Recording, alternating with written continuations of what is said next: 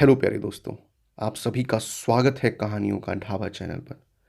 दोस्तों, आज की कहानी का शीर्षक महाराणा प्रताप जी हैं। तो चलिए कहानी की शुरुआत करते हैं। मेवाड़ की सारी सेना छिन्न भिन्न हो चुकी थी।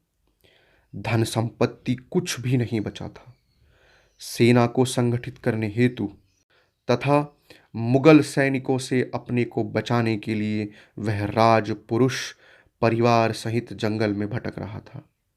पूरे परिवार ने कई दिनों से खाना नहीं खाया था। पास में थोड़ा आटा था। उनकी पत्नी ने रोटियां बनाई। सभी खाने की तैयारी कर रहे थे, तभी एक जंगली बिलाव रोटियां उठाकर ले गया। पूरा परिवार भूख से छटपटाता रह गया। भूख से बच्चों की हालत गंभीर हो रही थी। ऐसी दशा देखकर पत्नी ने पुनः घास की रोटियां बनाई, जिन्हें खाकर पूरे परिवार ने अपनी भूख शांत की। त्याग, बलिदान, निरंतर संघर्ष और स्वतंत्रता के रक्षक के रूप में देशवासी जिस महापुरुष को सदैव याद करते हैं, उनका नाम है महाराणा प्रताप। उन्होंने आदर्शों, जीवन मूल्यों एवं स्वतंत्रता के लिए अपना सर्वस्व दांव पर लगा दिया। इसी कारण महाराणा प्रताप का नाम हमारे देश के इतिहास में महान देशभक्त के रूप में आज भी अमर है। महाराणा प्रताप का जन्म राजस्थान के उदयपुर में हुआ था। इनके पिता मेवाड़ नरेश राणा उदय सिंह थे। बचपन से ही उनमें वीरता कूट कूट कर भरी थी।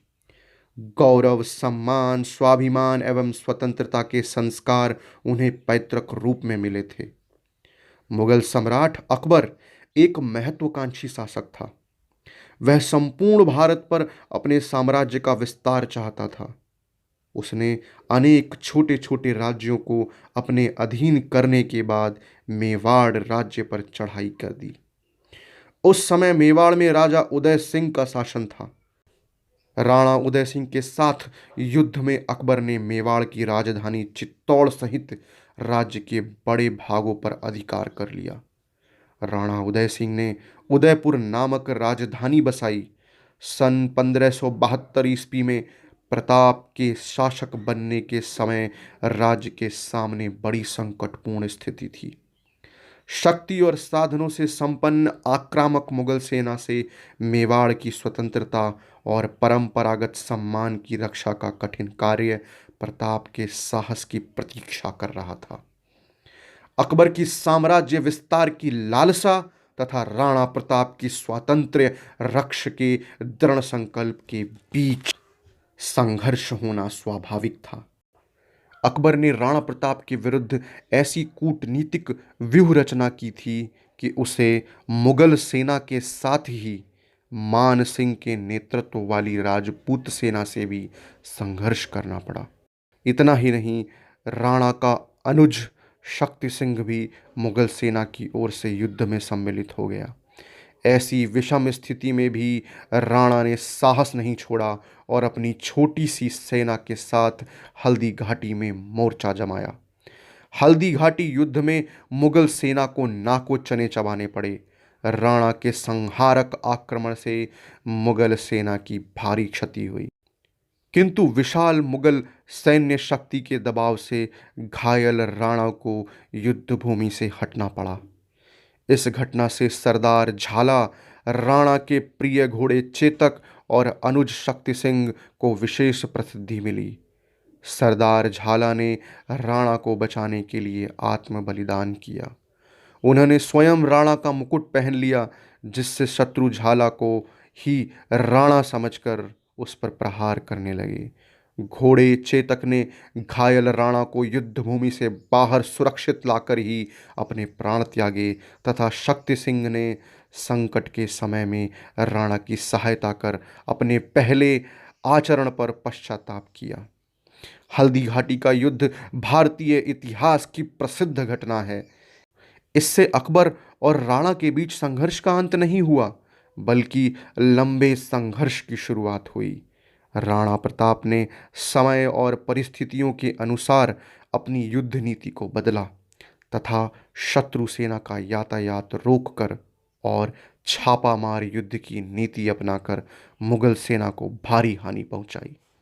इससे मुगल सेना के पैर उखड़ने लगे। धीरे धीरे राणा ने चित्तौड़, अजमेर तथा मंडलगढ़ को छोड़कर मेवाड़ का सारा राज्य मुगलों के अधिकार से मुक्त करा लिया। 20 वर्षों से अधिक समय तक राणा प्रताप ने मुगलों से संघर्ष किया। इस अवधि में उन्हें कठिनाइयों तथा विषम परिस्थितियों का सामना करना पड़ा। सारे किले उनके हाथ से निकल गए थे। उन्हें परिवार के साथ एक पहाड़ी से दूसरी पहाड़ी पर भटकना पड़ा। कई अवसरों पर उनके परिवार को जंगली फलों से ही भूख शांत करनी पड़ी। फिर भी राणा प्रताप का दृढ़ संकल्प हिमालय के समान अडिग और अपराजय बना रहा। उन्होंने प्रतिज्ञा की थी कि मैं मुगलों की अधीनता कदापि स्वीकार नहीं करूंगा और जब तक चित्तौड़ पर पुनः अधिकार न कर लूंगा तब तक पत्तलों पर भोजन करूंगा और जमीन पर सोऊंगा। उनकी इस प्रतिज्ञा का मेवाड़ की जनता पर व्यापक प्रभाव पड़ा और वह संघर्ष में राणा के साथ जुड़ी रही। संकट की इस घड़ी में मेवाड़ की सुरक्षा के लिए उनके मंत्री भामा शाह ने अपनी सारी संपत्ति राणा को सौंप दी। सन 1572 ईस्वी में सिंहासन पर बैठने के समय से लेकर 1597 ईस्वी में मृत्यु पर्यंत राणा ने अद्भुत साहस, शौर्य और बलिदान की भावना का परिचय दिया। मेवाड़ उत्तरी भारत का एक महत्वपूर्ण तथा शक्तिशाली राज्य बन गया। राणा सांगा के समय में राजस्थान के लगभग सभी शासक उनके अधीन संगठित हुए। अतः मेवाड़ की प्रभुसत्ता की रक्षा तथा उसकी स्वतंत्रता को बनाए रखना राणा प्रताप के जीवन का सर्वोपरि लक्ष्य था। इसी के लिए वे जिए और मरे। युवराज अमर सिंह सुख सुविधापूर्ण जीवन के अभ्यस्त थे। महाराणा को अपनी मरणासन्न अवस्था में इसी बात का सर्वाधिक चिंता थी कि अमर सिंह मेवाड़ की रक्षा के लिए संघर्ष नहीं कर सकेगा। इस चिंता के कारण उनके प्राण शरीर छोड़ नहीं पा रहे थे। वे युवराज और राजपूत सरदारों से मेवाड़ की रक्षा का वचन चाह रहे थे।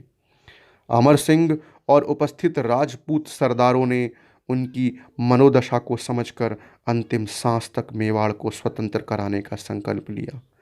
आश्वासन पाने के बाद ही उन्होंने अपने प्राणों को त्यागा। राणा प्रताप का नाम हमारे इतिहास के महान देशभक्त के रूप में अमर है। वीर महाराणा प्रताप के अदम्य साहस तथा शौर्य की सराहना करते हुए प्रसिद्ध अंग्रेजी इतिहासकार कर्नल टॉड ने लिखा है कि अरावला की पर्वतमाला में एक भी घाटी ऐसी नहीं थी जो राणा प्रताप के पुण्य कार्य से प्रभावित ना हुई हो। चाहे वहां उनकी विजय हुई हो या यशस्वी पराजय, राणा प्रताप का व्यक्तित्व ऐसे अपराजेय, पौरुष तथा अदम्य साहस का प्रतीक बन गया है कि उनका नाम आते ही मन में स्वाभिमान, स्वातंत्र्य प्रेम तथा स्वदेशानुराग के भाव जागृत हो जाते हैं। प्रताप का जीवन स्वतंत्रता प्रेमियों को सतत प्रेरणा देने का सदैव स्रोत बना रहेगा। उनका वीरतापूर्ण संघर्ष साधारण जनमानस में उत्साह की भावना जागृत करता रहेगा। तो प्यारे साथियों, इस कहानी में इतना ही। अगर इस कहानी ने आपके भावों को प्रभावित किया, किसी तरीके से आपके अंदर स्वातंत्र की, देश प्रेम की भावना को जगाया है, तो आप हमारे चैनल को सब्सक्राइब कीजिए, वीडियोस को लाइक कीजिए, शेयर कीजिए। हम आपके लिए ऐसी ही शानदार कहानियाँ सदैव लाते रहेंगे। तब तक के लिए धन्यवाद।